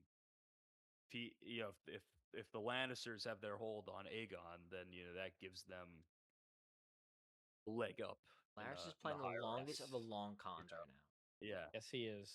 Um. But yeah, Aegon killing that guy, Awesome. being like, "You may call me your grace." Like that. That Pretty was that was badass. Pretty pretty. That badass. was pretty badass. Badass scene. Aegon just like he's gonna reveal himself to that whole camp. I feel like Yeah. at some point, like he's gonna uh, Aegon. He's trying to get his balls back. You know, Yeah. he's trying to get He, his balls he back. got rage baited, but he Yeah. answered. Yeah, Ay, that's ay, kind. ay. No, I mean like he again, like I feel like that dude was just trying to just make him just crash the fuck out. And Aegon was just at the tipping point. He was like, you know what, fuck it, you're dead. You can call me your grace, you fucking son of a bitch. Um but no, I do feel like that Thailand is also trying to play, you know, again, everyone's just playing the I game. don't know if he really is though. Well, I think just more in Maybe a just little trying to bit. like have like the Lannisters I like get that. have a kind of like step ahead I think because he's just. they're I gonna have think the king he and protect thinks them. that's what's the best thing for Aegon, and I agree. Yeah, I I think I think it agree. is. I think I it's. think I he think is loyal to Team Green. But why? Which I It don't understand is. why, because Aegon kind of like was fucking around with him the last time they saw each other. Remember? He was like fucking around with him. The son was running around and just letting him be a little shit. I Yeah. don't know. Or whatever. Anything else to add? Yeah. no, that was it. Okay. So the Gold Cloaks are getting restless. They're upset. People are dying. They're not getting paid. Luther's trying to reel them in. They're trying to hang in there, hang, and it's not working. So Daemon steps in, and he explains to them. He reminds them like of the oaths that they took. Right. He reminds them of who he is and how he's like we're gonna take this seven kingdoms and turn them into 9 to 12 to the new Valyria. Like where he's hyping them up, and he does a great job. He nails it up. He's Yep. like, listen, when I come back with all these riches, like you will be the first ones that I take care of. And they all get rallied around it. And then Luther smartly is like, it seems like they run in pairs of twos because we're gonna start running in pairs of 3 and 4. So start upping up the size of the groups that they have to make them feel a little more secure, which is just a smart thing to do. It cuts to Cole and Gwen, and they see the burnt bridge, and they kind of just and That was Gwen's a like, good scene too. Got okay, fucking well, outsmarted. we lost, we failed. Oh well, they all start turning around, and you could tell by the look on Cole's face, he ain't done, and he's not done. And then it goes back to Damon, and they're Damon just taking this guy's fucking eye out. He's just scooping his eyeball out, and they're torturing this guy with Luther, this high tower loyalist. And they finally get some info out of him, and he says this is the king's work. He's like, and then it's like, but not Aegon. It's not Aegon's. And then he's like, this. He shows him. He's like, look at my boot, and it's just a coin of Darren Yep. Targaryen, and he said that is courtesy of Darren Targaryen for killing traitors to his throne. And Luther chops his fucking Crazy. head off. Right. Yep. Before we get into the last couple, there's like 3 more scenes left. Scott, anything to add with we got the Gold Cloaks, quick Cole Queen back to the little torture session right there. Yeah, I think there were, it started with them just discussing the game plan, trying to find all these ghosts. There was talks of ghosts and these just really sneaky assassin like people. And I think Damon just gave like an incredible speech of just trying to just take like the restlessness and the fear from the gold cloaks and trying to switch that into motivation and courage and the kind of being like I'm gonna if we come back for the riches or when we do you guys could be the first to get that big bulk of stuff and they were like whoa yeah let's go so it was good to do that and then Luther just you know going right back into action just being like tighten up the pairings we're going to do three at a time from now on just kind of get the kind of just find the people that are doing this and then of course we go to well, that's after this one but Kristen Cole going to the crossing really quick I mean seeing that bridge and just knowing they got outsmarted at least to me that was satisfying I mean fuck Kristen Cole it's a piece of shit so he's still on his suicidal route whatever you want to call it um and then Damon and Luther just torturing the fuck out of this dude just taking his fucking goddamn eye I think he asked him like do you want your eye or your tongue taken and he's like, "Yeah, let's do the eye." And then that's when the guy finally cracks and gives him the coin and everything. But now they know who is in charge of all these fucking murders. So we'll talk about how that turns out in the ending. Impressive. Yeah, I think it's just further showing the threat that Darren and Ormond pose right Yep. now, and to sort of we as the audience know this, but I think it's Damon seeing the coin and that that's they're becoming further and further up on Team Black's radar to where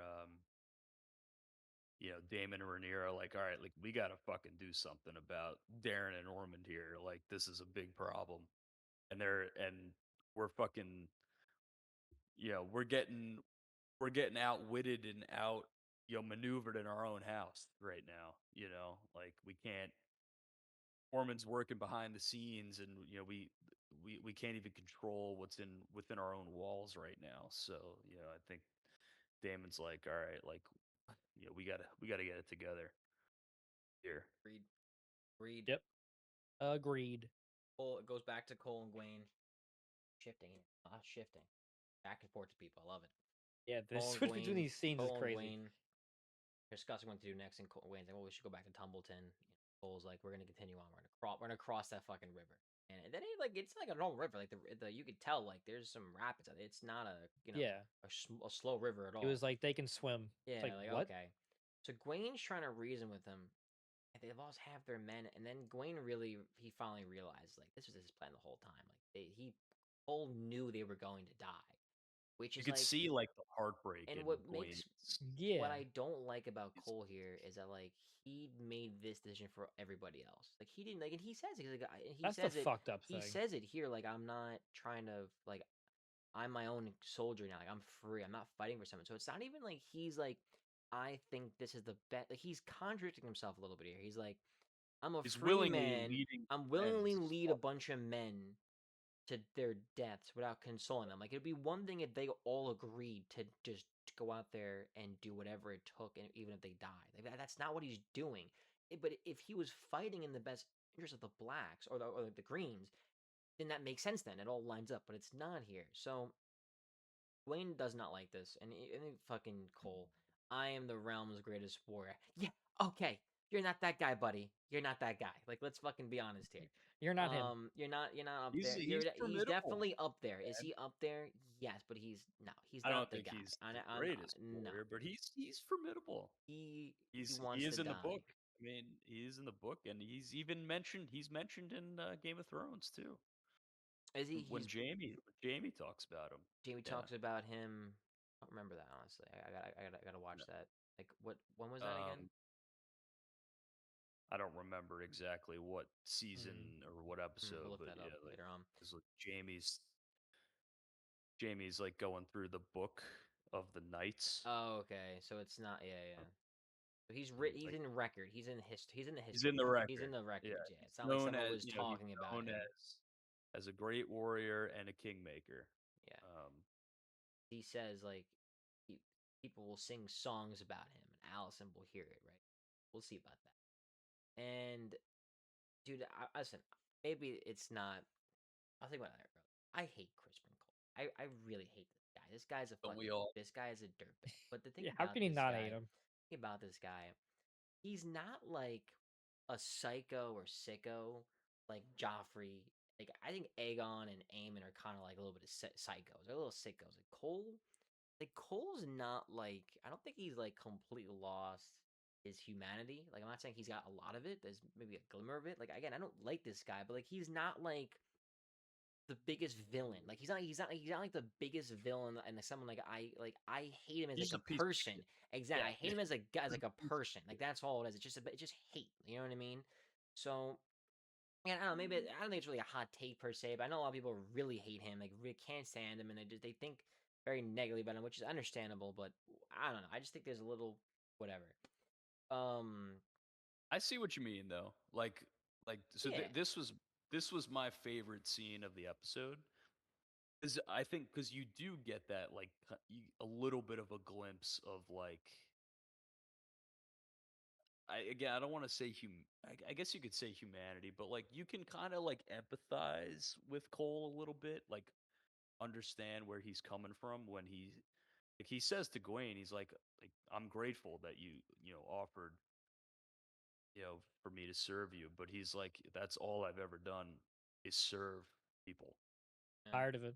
Where he's like I'm tired of it. I want to do something for me, and I want to die a hero's death. Now, gotta respect that also that part. comes in the sense of like you said though, like he's just willingly leading all of his men to slaughter, which is like that's Fucked up. fucked up. Um, Yeah, but also, will he really he wants a hero's death. Will he get it though? Will he get that hero's He's death? gonna die like a bitch. I don't think he will. I think he will die. I think it'll be a badass death. I'm not saying it's gonna be like maybe the way he envisions it, but I think it'll Imagine be it's kind of just a like just like a shitty death. could be. I Imagine think we can all agree though that it's like I think we've kind of been on this wave for a while, just like talking about Cole's kind of nihilistic outlook on the world. Mhm. I think we can all kind of agree that Cole's gonna die soon. It's Like sooner rather than Cole's on later. his Yeah. way. Yeah, Yeah. Yeah, Cole's on his way out. yeah. If it's not the end of this season, it'll be the beginning of next season. That scene that and even the speech that he gives his men Mhm. like that felt like a farewell Yeah. speech. Like that kind of felt like it's like okay, like he's about to die, right? You guys Yeah. agree? No, Yeah, trust me, I I agree. would think so. Yeah. Um I think that Gawain's just like kind of like realizing and understanding that Kristen knows he was like sent out to die pretty much. And now they're at the point where they're outnumbered, they got outsmarted, and Kristen Cole doesn't give a fuck. And I feel like the way we were cheering on Aegon's comeback, at least for me, I'm cheering on Kristen Cole's downfall. I'm not. Oh yeah, Oh yes, yeah, that yeah. I am. This Yes. Person Cole could not get clipped soon enough. Yeah. They ain't Um a single team Crispin out there. They ain't yeah. nobody No, rooting for that yeah. guy. Yeah. I think for me a little theory, I think I'm just gonna say he's gonna die before the season ends. Fuck it, why not? I think it might be next episode. And Who I think knows? he's gonna die next. I think it might die it could next be next episode. episode, but Damn. I don't know though. Okay. How many episodes? We got three more? Six, seven, eight? Three Yeah. more episodes of yeah. Three Yeah, more. three more. So Damn. quick scene here, and We then digress. we digress. So Rhaenyra's with Alan, finally talking, and you're talking about the Valarian fleet, like they were trying to rebuild it. Obviously, it's gonna take some time. Daemon comes in, he shows the coin of Darren, and he tells her like Ormond has declared Darren king. He says we should have burned them when we had the chance, and he walks away. He's just so right. So we'll He's talk about that pissed. after. But so right. So we did a last scene. This is a great last scene here too, because they're Awesome. you hear Cole in the background just talking. There's multiple things going on, right? Going So back and Cole's forth. having this speech. If we played him 10 times, they may win 9, but Per not this Brooks' game. miracle speech. Not tonight. Right? Basically saying We, like, the greatest Oh, team in the world. That's basically what he's I saying. know that we're fucked, We're but fucked. we gotta fight. He is Yeah. so that's trying it. to rally them to their death. You see Gawain, he walks away. AC Gwen You leaving. know, it cuts to Allison and Helena. They're in the bedroom, and Helena, with the help of some wind and a candle, they find out that there's this secret door, right? Oh yes. And Gawain walks away. couple, but just a couple men. You don't see a lot. You see only a couple walk away. At the same time, now Damon is going back to the Gold Cloaks, and he notices it's quiet there. He takes out his sword. Cole is continuing to make this speech. He seems like he makes it seem like their path is a one of righteousness, right? And it cuts back to Allison and Helena, and you see that they discover the path's blocked. They don't have a way back because the door is shut behind them. Which, why wouldn't you have left something to keep the door open? That's neither here nor there, and I digress. So next thing you know, Helena gets scared. I think it was a cat or something like that scared her. She drops the lamp. That scene cuts there, and then we see Daemon, poor Daemon, comes in and sees his gold cloaks just dead like the Last Supper. I mean, and something that I noticed was all of their eyes were shut besides Luther's. So the theory that I read online, Yep. which I agree R.I.P. with, Go is that Close. they made Luther like watch. They made him watch as they killed the rest. Like It's a good detail. and the thought of Luther watching his men get brutally killed, that's tough. That's tough. And I think it's apparent that they got us a mole or moles amongst their ranks. How could they have just gone in there like that? And I'm not. It shows that like they killed what, like maybe 7, 8, 9 men or whatever. Well, not again, not the whole Gold Cloak army's dead, obviously, but to go into their home basically where they're Mhm. stationed, right? Go in and do this. Like this is, I think, part of an inside job here. Like there's Well, definitely a lot of high tower loyalists. There's not just a couple people that are in this right now. There is Yeah. definitely a number of people who are involved in this, and the fact that they're killing them in the daylight too, which they mentioned earlier, right? This is not, what's this is that? a systematic scheme that's going on here. It's that soldier, that team He's green running it, yeah. soldier that's Yep.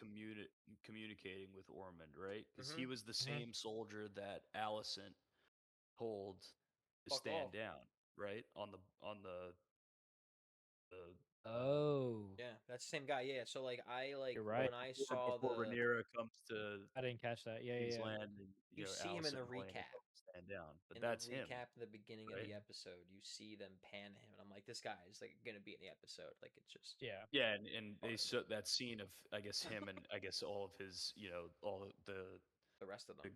the, the yeah, the Not ones the that rest of are them, but a couple of them. initiating all of this Gold Cloak fiasco. It sounds like Purge. yeah, it seems like he's the one that's communicating with Orman again. Trouble within the walls.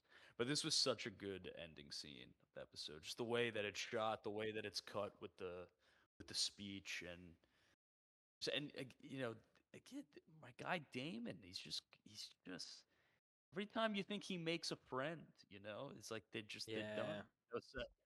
Yeah. So, Damon's not a guy that mourns a lot of people, but he was visibly upset when he found out Simon Strong died, and now he's gonna watch. He was essentially he was really, those are his men Yeah. that I mean, those Yeah. were his boys. Like, Breastfed them. yeah, but Nursed I them. just feel like Damon is gonna be on the absolute fucking Warpath. warpath now, Yeah. or He is going to You be guys see the he's gonna be like, trailer? yo, Rhaenyra, fucking, like, let's go, like, get it together. We gotta use our force here Yeah. yeah. and get this thing rolling. Did you guys see the trailer to the next episode? I don't usually watch it. I did. I Dude, did, seeing yeah. him like they're like I forgot That what was it so was. I was like, "Oh, Somebody so that's what he's posted going to do." something, and did I send it to you guys? Maybe I sent you I guys. don't know. I sent you guys like I thought I sent you guys a picture. Maybe I didn't. It's a picture of him like wearing like the gold cloak like armor, Mhm. and Damon's like, I'm about to do this shit myself Yeah. now. Like a true commander. oh, this is another one I sent. It said Orman really has no idea the insane levels of psycho he's actually unleashed now, Yeah. and it's a picture of Damon before he kills fucking the Lady of the Vale. But yeah, great Yeah. episode. Great episode. It was awesome. Ratings. A Rating feast for time. traitors. Rating times. Rating time. Ratings. I'll Oh go boy. first, obviously, as I'm probably the least critical. This, I look back, I will say, I'm gonna admit something. Let me Last guess. 10. episode, last episode, Get it. I gave too high of a score. I'm just gonna put hand up for accountability. Last Yeah, episode, yeah. last episode I gave an 8.9. I'm not mistaken. That was inaccurate. That was High wrong score. of me, and I High put up my score. hand up for accountability. I'm just gonna throw it out there that I should have given the last episode like an 8.6, 8.5, 8.6. What I really should have given I it, wish. should have We bumped it went from down. 8.9 to Yeah, 8.6, that's dude. it's a That's big difference, big difference, big difference. Because you that's know what it no, is? it isn't. It's a Dylan it's loves his decimals. it's a big. Oh, the Loves his decibels decimals. are important. You joking me? Like what the fuck? Like My no. God. This episode was an 8.9. This was an 8.9 episode. This is an 8.9 Slightly episode. better than the The last last one. episode Oh was an my god. 8.5. I blundered that. I squashed it. I messed it up. I ruined it, and we digress. Okay, Scott, you I gave the last one a 9, so this one's obviously going to be a 9.2. I think it was awesome. That was a Too. good I episode. think it was really, really, really good. Everything from a feast for traders to, know, Aegon and Laris. I think there was a lot of key points in this episode that, again, are just going to make the next episode and the end of the season just that much better. These setups, everything that's going on now, especially with the way they ended it. I mean, I think this was one of the best cliffhangers or endings we've had in the House of the Dragons. Mid-season too, definitely. Yeah, Especially I mean it's for a mid-season episode. Yeah, definitely. yeah. I mean it's fucking wild. Usually you would So get this like if there was like like a season, like if you're watching this like on like TV where they have yeah, like the mid-season finale. This is like a mid-season finale episode right here that they gave. yep. All right, Just Joey, You you said can before I give my nine. rating, You said go ahead nine and give it two. 7. 9.2. 9.2, yes. 9.2. that's at Joe, 9. no, Just Joseph gave it eight quick last question. episode, I think, right? I think the last episode I gave a 7.5, Oh, maybe. maybe I don't know. Sorry, your Uh, question, Joseph. my question is like, if this is a 9.2, what was like Rook's Rest in your opinion? Nine or the Ugh. six. That was like a you know 9.6 to like me. 9.7. Yeah, I mean, I I just rate him I very just high. feel like I we're love just House of Dragons. I just listen. I love the show too. I just feel like we're very frivolous with the Yeah, nines, it's like throwing the nines. way it's the way I I rate haven't books given a too. I single just one. I think the first episode of the season I gave a 9 something. That's the only one I've given up to a 9. The rest have all been like 8 point, sevens, 5s, 6s, or I whatever. think the first two episodes, I think I'm just a high I rater. I'm gave like fucking like Rotten a Tomatoes. nine. The movie could be But yeah, shit. I'll it was give it a like fucking 90%. episode two. I think I gave like a 9.5. That shit was Yeah, fire. I forgot Um, what I gave it. It was fire though. All right, yeah, Joseph, I'll this time you. so I'm giving this episode an 8. Eight. Okay, That's that's high for you. eight's a good score. It's a This B. was a good episode, but to be honest with you, it's kind of strictly based on the ending. I feel like the ending Mm. scene really kind of elevated from like a 7.5 to an 8 for me. Mm. Um, but all in all, I did like a lot of the scenes in this episode. We talked about the coal scene. Yes. I thought this was a pretty well executed episode. Hmm? Yeah, I thought it was solid. I give it an 8. It was I don't I Dill, I was saying this to you um last night when we were talking.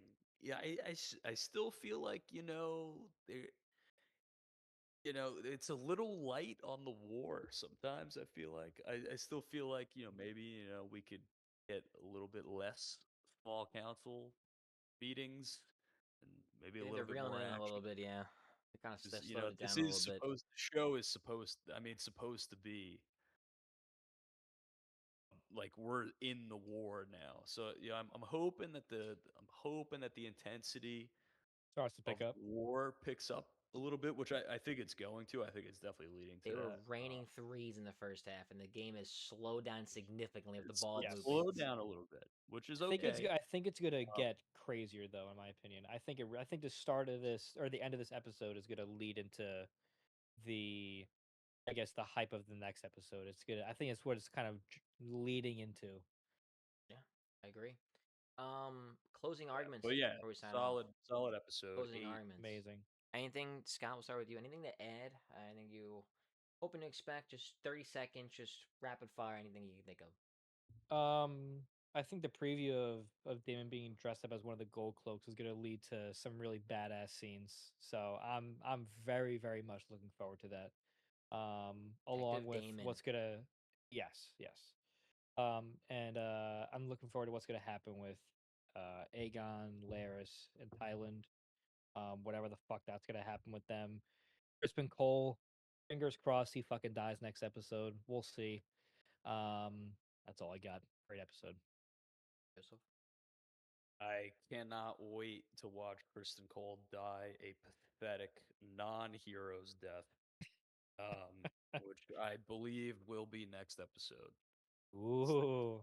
Fiction. Like I said, I think that was like his farewell scene, and I think he is fucking Dunzo next episode. I'll That's tell that. um, yeah. So I'm sticking with my, the last couple episodes. My Person Cole is going to be the next major character to die. I think that's solidified after this week's episode. I Mm. feel very confident about that prediction. Um, yeah, I'm excited to see. Also, I'm excited to see how the Gold Cloak situation, you know, could have some negative consequences for Team Black going forward in the sense of Yeah. like Damon's going to go out with whoever's still alive in the Gold Cloaks and probably just rain terror on the city trying to find these traitors, and I wonder if, that's going to ruffle the feathers of the small folk. You know what I mean? And I think that Yeah. could Could that make it could worse. make it worse for Rhaenyra, sort of keeping a hold on the city. So I'm interested to see the fallout Mm. of that stuff. Love it, love it. Yeah, I'm excited. If I was a betting man, I'd put some money on Cole dying next episode. But Yeah, well, what would we'll the odds be, see. you think? Uh, Plus 400? prob It's no plus like no, I minus think like it's 250. I think it's a good yeah, I think chance it's he's gonna die, yeah, Mm. honestly. But we'll see. I'm excited for find out who Selena's baby daddy is. I'm excited to see where Aegon kind of leads and goes to. I'm excited to see is aiming to get back on Vagar and we get a nice big battle with some dragons. Yeah. Hugh and Olaf were no call no shows this episode, not part of their fault, but they weren't available. Hugh, you can tell, definitely big in the next episode. I still think his Yep. dragon's the next to go. Oh Um, boy. I'm excited to see what goes on with Damon the Gold Cloaks. I mean, Damon can have his own fucking spin-off show. This guy's amazing. Yeah, he's fucking awesome. And I'm Um, excited to see for the Riverlands to get finally Tumbleton, finally make it there, and yes. we get a big ass battle. Could be this. I think the next episode will lead into that battle. Like, I think it's gonna be like one of those things where Mm-hmm. as the episode's ending, the battle's starting, or like just has Mm. started, and it's gonna kind of cut off there. But we'll Okay. see. Great episode, boys. A great time. Chat, like, comment, subscribe. Let us know your thoughts. What if we got things wrong or whatever. Just let us know what you think, and we'll see you next week for episode 6. All right, Cool. deuces. Peace. stuff potatoes.